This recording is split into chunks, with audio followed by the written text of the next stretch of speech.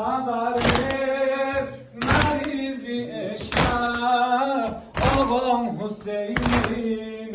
حضاس گرده همان خبر ده مریضی عشق آقام حسین حضاس گرده همان خبر ده مریضی عشق آقام حسین حضاس گرده gene atıldı kara alemler vuruldu bazı Haza Hüseyin'e ne tey bu ana